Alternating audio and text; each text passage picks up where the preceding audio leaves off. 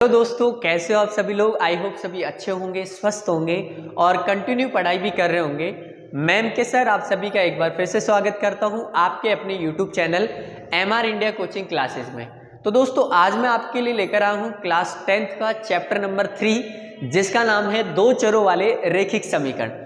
इस क्लास में, इस वीडियो में हम चैप्टर नंबर 3 के सभी बेसिक कॉन्सेप्ट्स को क्लियर करने वाले हैं। तो जो भी बच्चा इस वीडियो को ध्यान से देख लेगा उसके चैप्टर नंबर 3 में कोई डाउट नहीं रह जाएगा। चैप्टर नंबर 3 की एक्सरसाइज 3.1 का सारा बेसिक इसी वीडियो में, इसी लेक्चर में हम समझने वाले हैं। ग्राफीय विधि से किस तरीके से हम चीज़ों को सॉल्व करते हैं, है ना। दो चरों वाले रैखिक समीकरण का एक युग्म के हल किस तरीके से होते हैं, असंगत क्या होता है, संगत क्या होता है, सभी बेसिक कॉन्सेप्ट के बारे में इसी वीडियो में हम बात करने वाले हैं। तो वीडियो में लास्ट तक आपको बने रहना है और जो भी चैनल पे नया है वो चैनल को सब्सक्राइब करे, बेल आइकन को प्रेस करे ताकि जैसे ही वीडियो मैं आपके पास अपलोड करूं तो उसका नोटिफिकेशन सबसे पहले आपके पास पहुंच जाए। और देखो 4 नंबर का ये बोर्ड एग्जाम में क्वेश्चन, बोर्ड एग्जाम में ये चैप्टर आता है हमारे पास। तो जो भी बच्चा यहाँ से इस चैप्टर को पढ़ लेता है उसके एक भी नंबर नहीं कटने वाला है, यानी कि 4 में से 4 नंबर बिल्कुल क्लियर होने वाले हैं। तो चलिए दोस्तों फिर बिना टाइम वेस्ट के स्टार्ट करते हैं।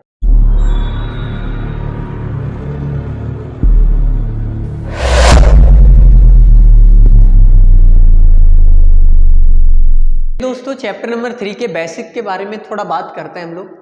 तो देखो चैप्टर का नाम है, सबसे पहले चैप्टर के नाम से स्टार्ट करते हैं। चैप्टर का नाम है दो चरों वाले रैखिक समीकरण युग्म, आगे भी क्या लगा हुआ है युग्म। तो सबसे पहले तो हम दो चरों वाले रैखिक समीकरण के बारे में बात करते हैं, उसके बाद में युग्म के बारे में बात करेंगे, ठीक है। तो जैसे सपोज करो हमारे पास कोई समीकरण लिखा हुआ है x + 1 = 5 है, ठीक है। ये हमारे पास समीकरण है। अब ये जो समीकरण है ये हमारे पास कितने चर वाला है, एक ही चर वाला है, एक ही तो टाइप का चर है इसमें। तो ये कितने चर वाला समीकरण हुआ, एक चर वाला समीकरण हुआ, ठीक है। रैखिक समीकरण हम किसे कहते हैं, जिस समीकरण में चर की अधिकतम घात 1 होती है उसको रैखिक समीकरण कहते हैं। जिस समीकरण में चर की अधिकतम घात 2 होती है उसको द्विघात समीकरण कहते हैं। जिसमें 3 घात होती है अधिकतम उसको हम त्रिघाती समीकरण कहते हैं। तो यहाँ पर जो हमारे पास ये समीकरण है ये कौन सा समीकरण है भाई, रैखिक समीकरण है। कौन सा समीकरण है, रैखिक समीकरण है। लेकिन कितने समीकरण, कितने चरों वाला है, एक ही चर वाला है। मैं ऐसे लिख दूं 2x² प्लस में 3x + 4 + 5 = 0 है। अच्छा ये क्या है, हमारे पास एक समीकरण है। कौन सा समीकरण है, रैखिक है क्या। देखो चर की अधिकतम घात कितनी आ रही है, 2 है। तो ये रैखिक नहीं होगा, ये द्विघात होगा। क्या होगा भाई, द्विघात समीकरण होगा। लेकिन क्या कितने चरों में, ये कितने चर वाला द्विघात समीकरण है। तो अब कई बच्चे देखेंगे कि x यहाँ भी आ रहा है, x यहाँ भी आ रहा है, तो दो चरों वाला रैखिक समीकरण हुआ। बिल्कुल गलत बात है। दो चरों वाला रैखिक समीकरण का मतलब दो अलग अलग टाइप के चर होने चाहिए। एक ही टाइप का चर 10 जगह भी लिखे हुआ है ना तो वो एक ही चर वाला समीकरण होगा। तो यहाँ पर x 2 जगह लिखा हुआ है, 10 जगह लिख दो x को, लेकिन x तो x ही रहेगा। जब 10 जगह भी लिखा हुआ होगा ना x, तो भी ये एक ही चर में रैखिक समीकरण होगा, सॉरी एक ही चर में द्विघात समीकरण होगा, ठीक है। तो दो चरों वाला रैखिक समीकरण का मतलब ये हुआ कि दो अलग अलग टाइप के चर होने चाहिए। जैसे मैं ऐसे लिख दूं 3x² प्लस में 4y = 0। अब बताओ ये कितने चर वाला समीकरण है, दो चर वाला समीकरण है। लेकिन कितनी घात का है, अधिकतम घात 2 आ रही है तो द्विघात समीकरण हुआ। अरे कौन सा समीकरण हुआ, द्विघात। लेकिन कितने चर वाला हुआ, दो चर वाला द्विघात समीकरण हुआ, ठीक है भाई।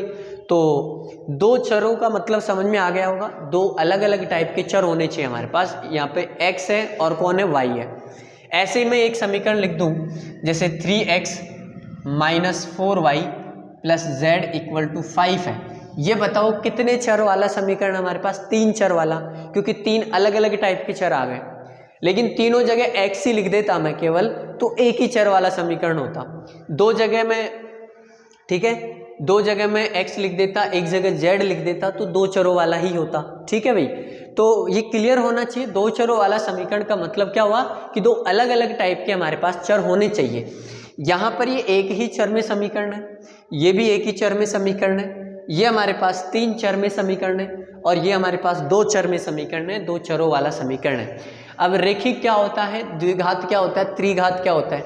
अगर समीकरण में उपस्थित चर की अधिकतम घात, अधिकतम का मतलब ज़्यादा से ज़्यादा घात जितनी है, अगर 1 है तो रेखिक हुआ, अगर अधिकतम घात 2 है तो द्विघात हुआ, अधिकतम घात 3 है तो त्रिघात हुआ, यहाँ पर 2 है तो द्विघात हो गया। यहाँ 1 ही है, समीकरण में उपस्थित चर की घात कितनी है, 1 है तो रेखिक हुआ। यहाँ पर भी समीकरण में जो भी चर उपस्थित हैं उनमें सबकी घात 1 1 है तो ये भी क्या हो गया, रेखिक हो गया। यहाँ पर 2 घात है तो द्विघात हो गया।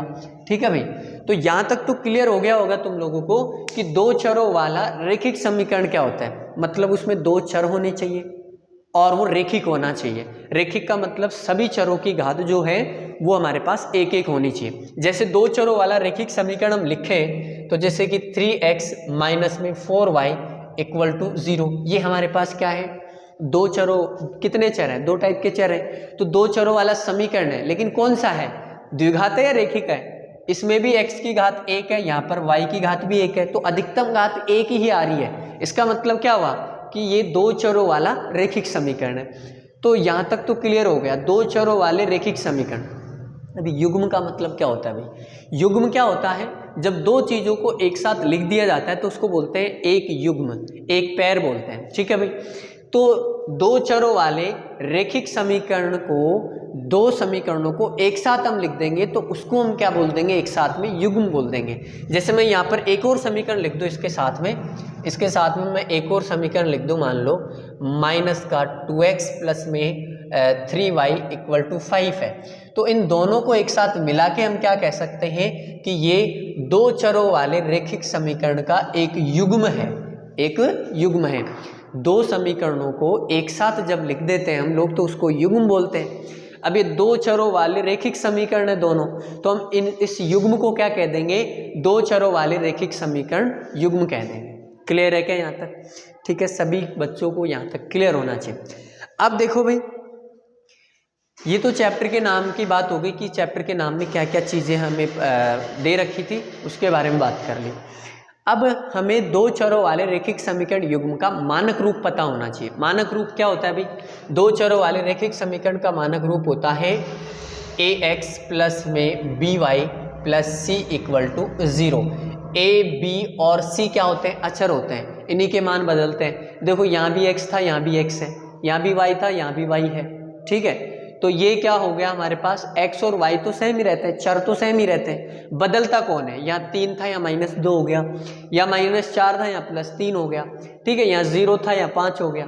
तो बदलता कौन है, इनके गुणांक बदलते हैं, x y के गुणांक बदलते हैं, और जो अचर पद होता है उसको कांस्टेंट बोलते हैं, c बोलते हैं, वो बदलता है। तो a b c के मान बदलते हैं, बाकी x y तो सेम ही रहता है। ठीक है, तो 2 चरों वाले रेखिक समीकरण का हमारे पास जो मानक रूप आता है वो क्या आता है, ax plus by plus c। जैसे हमने 2 चरों वाले हमने द्विघात समीकरण का मानक रूप पढ़ा था, हमने द्विघात बहुपद का मानक रूप पढ़ा था ax square plus bx plus c। ये क्या था, द्विघात समीकरण का मानक रूप। ऐसे ही हमें 2 चरों वाले रेखिक समीकरण का मानक रूप पता होना चाहिए, क्योंकि डायरेक्ट बोर्ड एग्जाम में भी क्वेश्चन यहाँ से आता है। ठीक है, अब आगे हम इसके बेसिक्स के बारे में और बात करते हैं कि 2 चरों वाले जो रेखिक समीकरण युग्म हैं, अगर हमारे पास एक लिखा हुआ है, हमें एक युग्म देगा और उसके बाद में वो पूछेगा कि ये संगत है या असंगत है। ठीक है, इनके निकाय का हल क्या होगा, तो उन सभी चीज़ों के बारे में हम बात कर लेते हैं। अब देखो भाई, हमें क्वेश्चन में क्या देगा, हमें क्वेश्चन में एक समीकरण युग्म दे देगा। जैसे ये समीकरण युग्म हमने लिख रखा है, क्वेश्चन में ऐसा समीकरण युग्म देगा और हमसे पूछ लेगा कि बताओ ये संगत है या असंगत है। इस समीकरण युग्म के निकाय का हल कैसा है, अद्वितीय हल है, अपरिमित रूप से अनेक हल हैं, या फिर कोई हल नहीं है, ऐसा पूछ लेगा। इस समीकरण युग्म से जो रेखाएं प्राप्त होगी वो क्या प्रतिच्छेद करती है, क्या वो संपाती है, क्या वो समांतर है, तो ऐसे क्वेश्चन हमसे क्वेश्चन में पूछेगा। तो हम उनको फिर कैसे करेंगे, किस केस में तो रेखाएं संपाती होती है, कब संपाती नहीं होती, कब समांतर होती, कब प्रतिच्छेद करती है ना, कब तो ये समीकरण युग्म जो है ये समीकरण युग्म जो है हमारे पास कब तो संगत होंगे और कब असंगत होंगे। तो इन चीज़ों के बारे में पता करने के लिए हमें कुछ बेसिक चीज़ों के बारे में पता होना चाहिए। ठीक है भाई। तो देखो अब पर्टिकुलर ये दो समीकरण तो हमें देगा नहीं, कोई से भी समीकरण दे सकता है। जब कोई से भी समीकरण दे सकता है तो हमें सभी के लिए बात करनी होती है। सभी के लिए जब हम बात कर रहे हैं तो समीकरण युग्मों को हम मानक रूप में लेकर चलते हैं। किस रूप में लेकर चलते हैं भाई? उनके मानक रूप में लेकर चलते हैं। तो समीकरण युग्म का मानक रूप, दो चरों वाले रैखिक समीकरण युग्म का मानक रूप मैंने अभी बताया तुम लोगों को, क्या होता है? ax plus B Y plus C equal to 0। तो ax plus B Y plus C equal to 0। अब दो समीकरण लेकर चल रहे हैं तो बदलता कौन है? इनके गुणांक बदलते हैं। x का गुणांक यहाँ 3 है, यहाँ -5 है। यहाँ y का गुणांक 4 है, यहाँ -3 है। यहाँ पे क्या है? -3 है। यहाँ अचर पद -5 है, यहाँ 7 है। तो बदलता किसका मान है? ABC का मान बदलता है। जब ABC का मान बदलता है तो दो समीकरण एक साथ लेकर चल रहे हैं। तो पहले वाले समीकरण में ABC को हम क्या नाम दे देंगे? A1, B1 और C1। दूसरे समीकरण में ABC बदलेगा तो दूसरे समीकरण में ABC को हम क्या दे देंगे? A2, B2 और C2। सभी समीकरणों के लिए हम बात करते हैं तो उनके मानक रूप में लेकर चलते हैं उनको। और दो समीकरण लेकर चल रहे हैं, मतलब एक समीकरण युग्म की हम बात कर रहे हैं, तो फिर हमें पहले समीकरण में जो कांस्टेंट है उनको कुछ अलग नाम देना पड़ेगा। दूसरे समीकरण में जो अचर है, कांस्टेंट है, उनको अलग नाम देना पड़ेगा। पहले समीकरण में हमने A1, B1, C1 नाम दे दिया, दूसरे समीकरण में हमने A2, B2, C2 नाम दे दिया। अब ये बात होगी सभी समीकरणों के लिए हम बात करेंगे। तो जो जैसे हमें सबसे पहले बात करेगा कि ये समीकरण युग्म दे देगा और पूछेगा कि बताओ संगत है या असंगत है। तो दो ही टाइप के समीकरण युग्म होते हैं, एक तो संगत हो गया और एक असंगत हो गया। कब तो संगत होगा और कब असंगत होगा उसके बारे में बात करते हैं। तो देखो भाई समीकरण युग्म हमें देगा। समीकरण युग्म हमारे पास दो टाइप के होते हैं। कितने टाइप के होते हैं भाई? दो टाइप के। एक तो समीकरण युग्म होता है जिसको हम बोलते हैं संगत, और एक हमारे पास होता है भाई असंगत। एक कौन सा होता है? असंगत होता है। संगत समीकरण युग्म दो केस में होते हैं। संगत समीकरण युग्म कितने केस में होते हैं? दो केस में। मतलब संगत वाले के दो केस होते हैं। संगत वाले के कितने केस होते हैं भाई? दो केस होते हैं। संगत समीकरण युग्म के दो केस होते हैं। दो कौन कौन से? देखो यहाँ पर A1 क्या है? A1 x का गुणांक है। A2 क्या है? ये दूसरे समीकरण में x का गुणांक है। Y1 ये B1 क्या है? पहले समीकरण में y का गुणांक है। जैसे एक समीकरण ले लेते हैं, अभी मैंने लिखा था कि कुछ भी ले लेते हैं, 2x माइनस में 3y plus 1 equal to 0, x minus 2y minus 3 equal to 0। हमने ये दो समीकरण ले लिए, ये एक समीकरण युग्म हमने ले लिया। ठीक है भाई। तो यहाँ पर A1 तो क्या है? A1 तो हमारे पास ये है। A2 क्या है? इसके साथ कुछ नहीं है तो 1 हो गया। B1 क्या है हमारे पास? -3 है। B2 क्या है? -2 है। और C1 क्या है? 1 है। C2 क्या है? -3 है। ठीक है भाई। तो हम क्या करेंगे? A1 A2 निकालें, A1 अपॉन A2 निकालेंगे, B1 अपॉन B2 निकालेंगे, C1 अपॉन C2 निकालेंगे। कैसे निकालेंगे? अरे नॉर्मल सी बात है भाई। यहाँ से A1 अपॉन A2 निकालेंगे तो A1 तो क्या है? 2 है। A2 क्या है? 1 है। तो 2 अपॉन 1 ही रहना है ये तो। ठीक है। यहाँ से B1 अपॉन B2 निकालेंगे, B1 अपॉन B2 निकालेंगे। B1 क्या है भाई? माइनस का 3 है। B2 क्या है? माइनस का 2 है। माइनस से माइनस काट सकते हैं और तो कुछ कटेगा नहीं, 3 अपॉन 2 आ गया। C1 अपॉन C2 निकाल लेंगे, C1 अपॉन C2, C1 बटे C2 हम निकालेंगे। C1 क्या है? 1 है। C2 क्या है? -3 है। तो ये ऐसा ही रहना है। क्लियर है? इस तरीके से सभी समीकरणों में, सभी क्वेश्चंस में हम A1 upon A2, B1 upon B2, C1 upon C2 ये सब चीज़ें निकाल लेंगे। ये निकालने के बाद हम क्या करेंगे? इनको देखेंगे कि क्या तीनों बराबर है क्या। यहाँ पर देखने से पता लग रहा है ये 2/1 है, ये 3/2 है, ये कितना है? 1/-3 है। तो तीनों ही बराबर नहीं है। तो जब तीनों ही बराबर नहीं होते, A1 अपॉन A2 निकालेंगे, ये बराबर नहीं आए B1 अपॉन B2 के, और ये बराबर नहीं आए C1 अपॉन C2 के। तो इस केस में जो समीकरण युग्म होगा वो कैसा होगा भाई? संगत होगा। जैसे हमने देखा ये समीकरण युग्म हमारे पास है, ये कैसा है? असंगत है। क्यों है? क्योंकि तीनों ही बराबर नहीं है। दूसरा केस क्या होता है? हम तीनों निकाल लें, A1 अपॉन A2 निकाल लें, ये बराबर आ जाए B1/B2 के और ये बराबर आ जाए C1/C2 के, यानी तीनों चीज हम निकाल लें और तीनों का मान बराबर आ जाए, सेम सेम आ जाए, तो उस केस में भी समीकरण युग्म क्या होगा भाई, संगत होगा। भाई तीनों बराबर हो गए तब भी संगत, तीनों बराबर नहीं है तब भी संगत, तो भाई असंगत का केस कौन सा बनेगा। तो असंगत के लिए क्या होगा भाई, असंगत का केवल एक ही केस होता है, वो क्या होता है, A1 बराबर A2 हो, A1 बराबर क्या हो, A2 हो, बराबर हो सॉरी A1/A2 बराबर हो B1/B2 के, लेकिन बराबर नहीं हो C1/C2 के। क्या मतलब है इसका, इसका मतलब है कि स्टार्टिंग के A1/A2 निकाल ले, B1/B2 निकाल ले, इन दोनों का मान सेम आ जाए, एक जैसा आ जाए, लेकिन B1/B2 का मान C1/C2 के मान के बराबर नहीं आए, मतलब लास्ट वाले दो बराबर नहीं हो, स्टार्टिंग के तो दो बराबर हैं लेकिन लास्ट वाले दो बराबर नहीं है, उस केस में हमारे पास जो समीकरण युग्म का हल होगा वो कैसा होगा भाई, असंगत होगा। क्लियर है क्या यहाँ तक, आगे हम बात करते हैं। तो अभी तक हमने बात करी है, अभी तक हमने बात करी है कि जो रेखिक समीकरण युग्म होता है हमारे पास वो कितने टाइप का होता है, दो टाइप का, दो टाइप का, एक तो संगत और एक असंगत। संगत के दो केस होते हैं, समीकरण युग्म संगत के कितने केस होते हैं भाई, दो केस होते हैं। जब तीनों बराबर नहीं हो तो समीकरण युग्म संगत होगा, जब तीनों बराबर हो तब भी समीकरण युग्म क्या होगा, संगत होगा, लेकिन जब स्टार्टिंग वाले दो बराबर हो, लास्ट वाला दो बराबर नहीं है, इसका मतलब वो असंगत होगा। अब दो समीकरण युग्म संगत हैं तो फिर क्या होगा भाई, आगे देखो, देखो हमने पढ़ा था, हम पीछे समीकरण युग्म आगे भी हम सीखेंगे।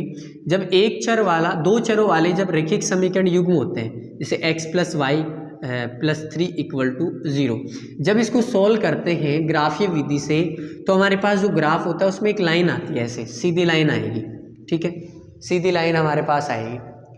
एक समीकरण को हल करेंगे तो एक सीधी लाइन आएगी, दूसरे समीकरण, दूसरे दो चरों वाले रेखिक समीकरण को हल करेंगे तो भी सीधी लाइन आएगी। अब दो लाइन कि कितने केस हो सकते हैं, दो लाइन हमारे पास दे रखी है, जैसे ये हमारे पास L लाइन है, ये हमारे पास M लाइन है। सपोज करो कि हमने एक समीकरण को ग्राफीय विधि से हल करा, ग्राफीय विधि से कैसे हल करते हैं आगे हम बात करेंगे, ठीक है। ऐसे समझो अभी तो कि एक समीकरण को हमने हल करा तो एक लाइन मिली हमें ऐसी, दूसरे समीकरण को हमने हल करा तो दूसरी लाइन मिली। अब ये लाइन कैसे हो सकती है आपस में, आपस में हो सकता है कि ये लाइन क्या हो जाए, ये लाइन एक दूसरे को काट जाए। जब ग्राफ बनाएंगे दोनों का, दोनों समीकरण युग्मों को एक साथ हम ग्राफीय विधि से हल करेंगे, जब उनका ग्राफ बनाएंगे तो हो सकता है ये दोनों लाइन काट जाए, एक दूसरे को प्रतिच्छेद कर जाए। हो सकता है ये दोनों लाइन कभी भी एक दूसरे को काटे नहीं, काटे नहीं का मतलब क्या हुआ, समांतर हो जाए, ये दोनों लाइन क्या हो जाए, समांतर हो जाए। हो सकता है कि ये दोनों लाइन एक दूसरे के ऊपर आ जाए, एक दूसरे के ऊपर आ जाए, मतलब पहली लाइन जो थी उसी के ऊपर दूसरी लाइन आ जाए। तो तीन केस होते हैं, दो लाइनों को, दो समीकरण, दो समीकरणों को हम जब हल करते हैं, ये एक समीकरण युग्म को हम हल करते हैं, दो चरों वाले रेखिक समीकरण के युग्म को जब हम हल करते हैं तो एक समीकरण से हमें एक लाइन मिलती है, दूसरे समीकरण से हमें दूसरी लाइन मिलती है। सो हो सकता है कि वो दोनों लाइन एक दूसरे को काट जाए, हो सकता है दोनों लाइन एक दूसरे को प्रतिच्छेद करें, प्रतिच्छेद और काटना एक ही मतलब होता है, ठीक है। हो सकता है दोनों लाइन एक दूसरे को प्रतिच्छेद कर जाए, मतलब काट जाए। हो सकता है दोनों लाइन एक दूसरे के समांतर हो सकता है दोनों लाइन एक दूसरे के ऊपर आ जाए। एक दूसरे के ऊपर आने का मतलब है दोनों लाइन एक दूसरे के संपाती हो, ठीक है भाई। तो तीन केस बनते हैं। अब तीन कब बनेंगे, मतलब कौन सा कब बनेगा, ये हमें बात करनी है। तो जब प्रतिच्छेद तो कब करेगी, समांतर कब होगी और संपाती कब होगी, ये हमें बताना है। तो कौन सा कब केस बनेगा ये तुम्हें याद भी रखना है, आगे हमें काम आएगा। तो देखो, जब तीनों बराबर नहीं होते, जब तीनों बराबर नहीं होते उस केस में रेखाएं क्या करती हैं, इस केस में रेखाएं प्रतिच्छेद करती है, रेखाएं प्रतिच्छेद करती है। प्रतिच्छेद का मतलब काटती है, प्रतिच्छेद करती है भी। और जब तीनों बराबर हो तो रेखाएं क्या होती हैं, संपाती होती है। रेखाएं, सॉरी, हाँ सही है, रेखाएं संपाती होती है, रेखाएं क्या होती है भाई, समपाती होती है। जब तीन स्टार्टिंग के दो बराबर हो और लास्ट के दो बराबर नहीं हो तो रेखाएं समांतर होती हैं। रेखाएं क्या होती है भाई, समांतर होती है, रेखाएं समांतर होती है, ठीक है भाई, समांतर होती है। तो हमने सीखा कि तीन केस बनते हैं रेखाओं के, या तो तीनों काट जाएं, वो दोनों प्रतिच्छेद कर जाएं।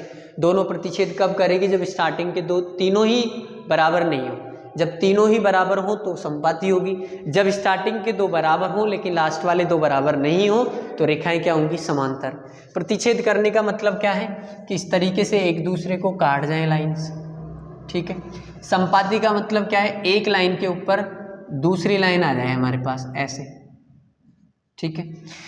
समांतर का मतलब क्या है कि ये कभी भी एक दूसरे को काटे ही नहीं, कभी भी एक दूसरे को काटे ही नहीं, कितनी भी बढ़ा लो काटेगी नहीं।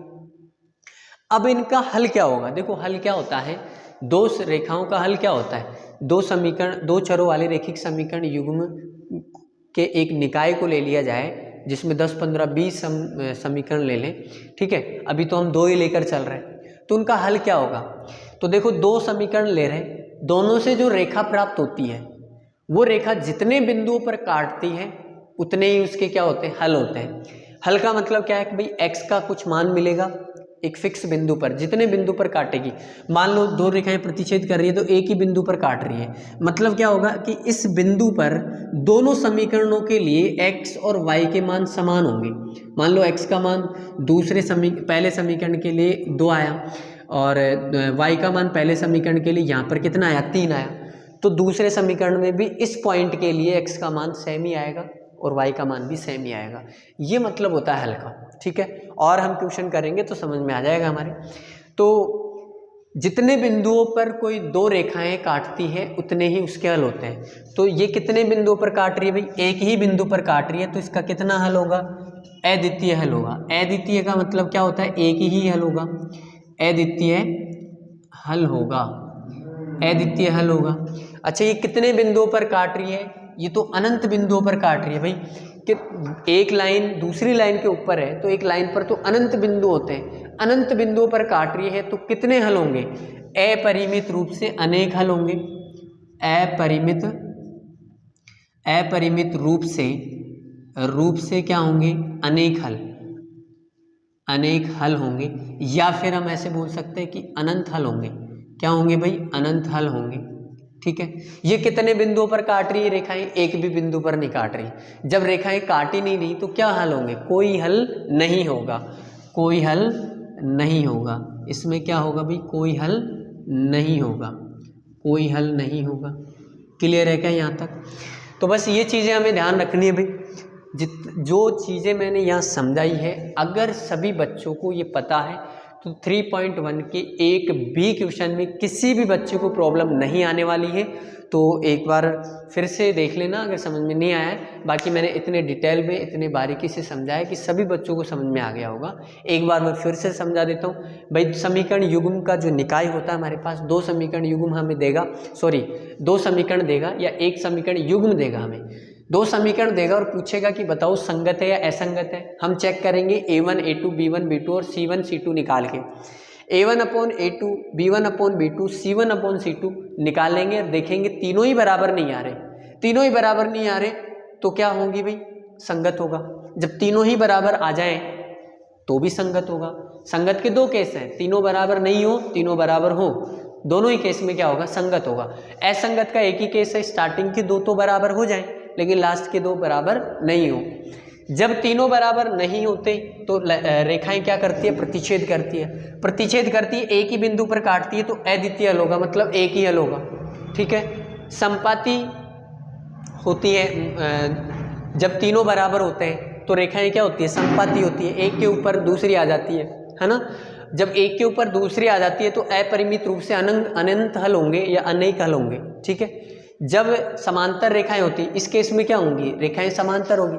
जब रेखाएं समांतर होती तो किसी भी बिंदु पर काटेगी नहीं, जब काट ही नहीं रही है तो कोई काहे का हल होगा, उसका कोई हल नहीं होगा। क्लियर है क्या यहाँ तक। तो इसके बाद हम आगे के क्वेश्चंस को स्टार्ट करते हैं। ये सभी बच्चे ध्यान से उतार लें, ठीक है। उसके बाद हम आगे के क्वेश्चन। चलिए दोस्तों, प्रश्नावली 3.1 के क्वेश्चन नंबर 2 के बारे में बात कर रहे हैं। क्वेश्चन नंबर 2 हम पहले इसलिए कर रहे हैं क्योंकि अभी जो हम पीछे समझ के आए हैं उसी के आधार पर क्वेश्चन नंबर 2 होगा, बहुत अच्छे से चीज़ें समझ में आ जाएंगी। इसके बाद में हम क्वेश्चन नंबर 3 भी करेंगे। तो देखो क्वेश्चन नंबर 2 में क्या कह रहा है हमें, अनुपातों A1/A2, B1/B2, C1/C2 की तुलना करके ज्ञात कीजिए कि निम्नलिखित समीकरण युग्म द्वारा निरूपित रेखाएं एक बिंदु पर प्रतिच्छेद करती हैं या फिर समांतर है या फिर समपाती है। मतलब हमें ये बताना है कि यहाँ पर जो समीकरण युग्म दे रखा है हमें, जैसे ये समीकरण युग्म दे रखा है पहले क्वेश्चन में, पहला वाला 5x - 4y + 8 = 0, इसको जब हल करेंगे हम तो एक रेखा मिलेगी। दूसरे समीकरण को जब हम हल करेंगे तो दूसरी रेखा हमें मिलेंगी। ठीक है भाई, तो जब इनको हल करने पर जो रेखाएं हमें मिलेगी, क्या वो रेखाएं प्रतिच्छेद करती है, क्या वो रेखाएं समांतर है, क्या वो रेखाएं समपाती है, क्या ये हमें बताना है। दूसरा क्वेश्चन में भी यही है, सभी क्वेश्चन में हमें यही बताना है कि रेखाएं क्या प्रतिच्छेद करती है, क्या रेखाएं समांतर होती है, क्या रेखाएं समपाती होती है, क्या। तो अभी अभी हम सीख के आए हैं कि प्रतिच्छेद तो कब करती है, जब तीनों बराबर नहीं होते। जब तीनों बराबर होते हैं उस केस में रेखाएं समपाती होती हैं, और जब स्टार्टिंग के दो बराबर हो लेकिन लास्ट वाला बराबर नहीं हो तो उस केस में रेखाएं समपाती होती है। तो निकालते हैं, स्टार्ट करते हैं। देखो किस तरीके से इन क्वेश्चंस को करना है हमें। तो सॉल्यूशन में देखो भाई, सबसे पहले यहाँ हम देख लेंगे, यहाँ हमारे पास A1/A2, सबसे पहले हम निकाल लेंगे भाई A1/A2। ठीक है, A1/A2 निकालेंगे, A1/A2 कि कितना है हमारे पास, A1 तो क्या है 5 है, A2 क्या है भाई 7 है, हमने निकाल लिया। उसके बाद हम क्या निकाल लेंगे, B1/B2 निकाल लेंगे। B1 क्या है भाई -4 है, B2 क्या है हमारे पास 6 है, 2 से काट सकते हैं इसको 2 बार 3 बार, तो क्या मिलेगा -2/3। उसके बाद में हम C1/C2 निकाल लेंगे, C1/C2, C1 क्या है भाई 8 है और C2 क्या है हमारे पास -9 है, कटेगा नहीं तो यही रहेगा। इसको ज़्यादा से ज़्यादा हम ऐसे लिख सकते हैं -8/9, माइनस को ऊपर लगाएं नीचे लगाएं उससे कोई फ़र्क नहीं पड़ता, एक ही माइनस है। तो देखने से हमें पता लग रहा है A1/A2 तो हमारे पास 5/7 आ रहा है, B1/B2 -2/3 आ रहा है, C1/C2 हमारे पास -8/9 आ रहा है, तीनों ही बराबर नहीं है। तो हम लिखेंगे कि यहाँ A1/A2 is not equal to B1/B2 is not equal to C1/C2। जब तीनों ही बराबर नहीं होते उस केस में जो समीकरण युग्म होता है वो संगत होता है और रेखाएं क्या करती है, प्रतिच्छेद करती है ना। अतः रेखाएं क्या करेंगी, रेखाएं प्रतिच्छेद करेंगी, रेखाएं प्रतिच्छेद करती है। ठीक है भाई, इतना करना है बस, क्वेश्चन कंप्लीट हो चुका है। सेकंड क्वेश्चन में हमें क्या करना है, वही सॉल्यूशन देखो इसका। सॉल्यूशन में वही हम निकालेंगे A1/A2। A1 क्या है भाई 9, A2 क्या है हमारे पास 18, 9 से एक बार कट गया, 9 से 2 बार कट गया, तो हमारे पास रिजल्ट क्या है 1/2। फिर हम निकालेंगे B1/B2। B1 क्या है भाई हमारे पास 3 है और B2 क्या है 6 है, 3 से एक बार कट गया, 3 से 2 बार कट गया, कितना मिला 1/2। अभी तक तो बराबर आ रहे हैं दोनों। नेक्स्ट निकालो C1/C2। C1 कितना है 12, C2 कितना है 24, 12 से एक बार कट गया, 12 से 2 बार कट गया, तो क्या मिला 1/2। देखने से हमें पता लग रहा है कि तीनों ही क्या आ रहे हैं, बराबर आ रहे हैं। जब तीनों ही बराबर आते हैं तो समीकरण युग्म कैसा होता है, संगत होता है, और जो रेखाएं होती है वो कैसी होती है, समपाती, एक के ऊपर दूसरी लाइन आती है।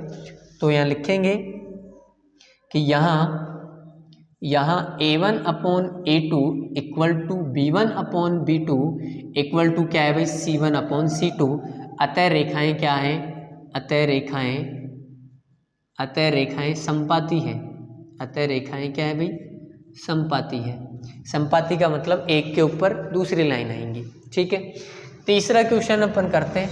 तीसरे क्वेश्चन के सॉल्यूशन में वही चीज़ें, सेम पैटर्न होता है। A1/A2 निकालेंगे, A1 क्या है भाई 6 है, A2 क्या है हमारे पास 2 है, 2 से एक बार कट गया, 2 से 3 बार कट गया, 3/1 मिला। नेक्स्ट निकालो b1 अपॉन b2। b1 क्या है भाई, माइनस का 3 है, और b2 क्या है हमारे पास, कुछ भी नहीं है तो 1 होता है, लेकिन चिन्ह भी है तो माइनस का 1, माइनस से माइनस काट दिया हमने तो 3/1 मिला। उसके बाद c1 अपॉन c2 निकालो। c1 क्या है 10 और c2 क्या है 9, कटेगा नहीं तो यही रहेगा। देखने से हमें पता लग रहा है कि a1 अपॉन a2 दो तो स्टार्टिंग के बराबर है, लेकिन ये लास्ट के बराबर नहीं है। इसका मतलब कौन सा केस बना, तीसरा वाला केस बन गया भाई इसमें, जिसमें रेखाएं समांतर होगी। तो यहाँ a1 अपॉन a2 बराबर है b1 अपॉन b2 के, लेकिन बराबर नहीं है c1 अपॉन c2 के। अतः रेखाएं क्या होंगी, अतः रेखाएं समांतर होगी, अतः रेखाएं समांतर होगी, रेखाएं क्या होंगी भाई, समांतर होगी। ठीक है, तो इस तरीके से हमें क्वेश्चन नंबर 2 करना है। बहुत ही आसान क्वेश्चन है। a1 अपॉन a2 निकालो, b1 अपॉन b2 निकालो, c1 अपॉन c2 निकालो, चेक कर लो तीनों बराबर हैं तो रेखाएं प्रतिच्छेद करेंगी, तीनों बराबर नहीं है तो रेखाएं, तीनों बराबर नहीं है, तीनों बराबर नहीं है तो रेखाएं प्रतिच्छेद करेगी, तीनों बराबर हैं तो रेखाएं समपाती होगी, स्टार्टिंग के दो बराबर हैं और लास्ट के दो बराबर नहीं है तो रेखाएं समांतर होंगी।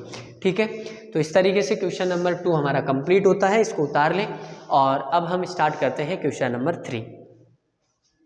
दोस्तों क्वेश्चन नंबर 3 करते हैं। क्वेश्चन नंबर 3 के अंदर हमें दे रखा है अनुपातों a1 upon a2, b1 upon b2, c1 upon c2 की तुलना करके ज्ञात कीजिए कि निम्नलिखित समीकरण युग्म जो है हमारे पास वो या तो संगत है या फिर असंगत है। वही सेम पैटर्न है भाई, पिछले क्वेश्चन में हमें ये बताना था कि जो रेखाएं हैं वो समपाती है, प्रतिच्छेद करती है या फिर समांतर है। इस क्वेश्चन में हमें समीकरण युग्म को बताना है कि वो संगत है या फिर असंगत है, निकालना वही चीज़ है। संगत के दो केस होते हैं, मैंने बताया था, तीनों बराबर नहीं होते तब भी संगत होता है, तीनों बराबर होते हैं तब भी संगत होता है, और स्टार्टिंग के दो बराबर हो लेकिन लास्ट वाले दो बराबर नहीं हो उस केस में हम असंगत कह देते हैं उसको। ठीक है, तो स्टार्ट करते हैं। वही सेम पैटर्न है, पिछले क्वेश्चन को जिसने अच्छे से समझ लिया उसको ये क्वेश्चन में कोई दिक्कत नहीं आने वाली। तो सबसे पहले निकालो भाई a1 upon a2। a1 upon a2, a1 क्या है हमारे पास 3 है, a2 क्या है हमारे पास 2 है, कटेगा नहीं, यहीं तक रहेगा। फिर निकाल लो b1 अपॉन b2। b1 क्या है भाई 2 है और b2 क्या है माइनस का 3 है। उसके बाद में c1 अपॉन c2 निकाल लो। c1 हमारे पास 5, c1 अपॉन c2 निकालो, c1 है हमारे पास 5 और c2 हमारे पास क्या है 7। तो देखने से हमें पता लग रहा है कि तीनों ही बराबर नहीं है। जब तीनों ही बराबर नहीं है तो कौन सा होता है, संतत होता है, या यूँ कह सकते हैं संगत होता है। ठीक है भाई, तो यहाँ लिखेंगे कि यहाँ a1 upon a2 is not equal to b1 upon b2 is not equal to c1 upon c2। अतः समीकरण युग्म जो है वो कैसा है, समीकरण युग्म हमारे पास कैसा है भाई, संगत है, समीकरण युग्म संगत है। बस इतना सा क्वेश्चन है। नेक्स्ट क्वेश्चन करते हैं। इसको देखो भाई क्या है हमारे पास, वही निकालेंगे, a1 अपॉन a2 निकालो सॉल्यूशन में। a1 अपॉन a2, a1 क्या है भाई 2 है, a2 क्या है हमारे पास 4 है, 2 से कट जाएगा एक बार, 2 बार, 1/2 मिला। उसके बाद में b1 अपॉन b2 निकाल लो। b1 क्या है हमारे पास माइनस का 3 है और b2 हमारे पास क्या माइनस का 6, माइनस से माइनस कट गया, 3 से एक बार, 3 से 2 बार, तो 1/2 मिल गया हमें। ठीक है, यहाँ से भी 1/2 मिला, यहाँ से भी 1/2 मिला। उसके बाद c1 अपॉन c2 निकाल लो भाई। c1 अपॉन हमने c2 निकाला, c1 क्या है 8 है और c2 हमारे पास 9 है, तो ये तो कटेगा नहीं, यही रहेगा। तो देखने से हमें पता लग रहा है कि a1 अपॉन a2 भी 1/2 आ रहा है, b1 अपॉन b2 भी हमारे पास 1/2 आ रहा है, लेकिन c1 अपॉन c2 अलग है। तो कौन सा केस बना, लास्ट वाला, असंगत वाला केस बन गया ये। तो क्या करेंगे यहाँ a1 अपॉन a2 इक्वल है b1 अपॉन b2 के, but not equal to c1 upon c2। अतः समीकरण युग्म कैसा है, ये असंगत है। पूरी लाइन लिख सकते हो तुम लोग, मैं शॉर्ट में लिख रहा हूँ। समीकरण युग्म कैसा है भैया, असंगत है। ठीक है, इसमें लिख दिया मैंने, तुम डायरेक्ट आगे मैं डायरेक्ट लिखूंगा, तुम ये पूरी लाइन लिख सकते हो। 2 क्वेश्चन कंप्लीट। आइए फिर तीसरा भी करते हैं। देखो सभी क्वेश्चन में सेम पैटर्न होने वाला है, एक क्वेश्चन को ध्यान से समझ लो, बाकी कोई दिक्कत नहीं आएगी। फिर यहाँ देखो भाई A1/A2 निकालते हैं। A1/A2 हमारे पास A1 तो क्या है 3/2 है, और A2 हमारे पास क्या है भाई हाँ A1 तो ये है, A2 हमारे पास 9 है। अब देखो इसको कैसे सोल्व करें। इसको सॉल्व करने के लिए हमें थोड़ा सा ये दिमाग लगाना। यहाँ पे 9 के नीचे कुछ नहीं है तो 1 लगा देंगे। 9/1 को ऊपर लेकर जाएंगे तो 3/2 तो हमारे पास पहले से था, 9/1 ऊपर जाके 1/9 हो जाएगा। ये तो बेसिक मैथ्स होती है ना।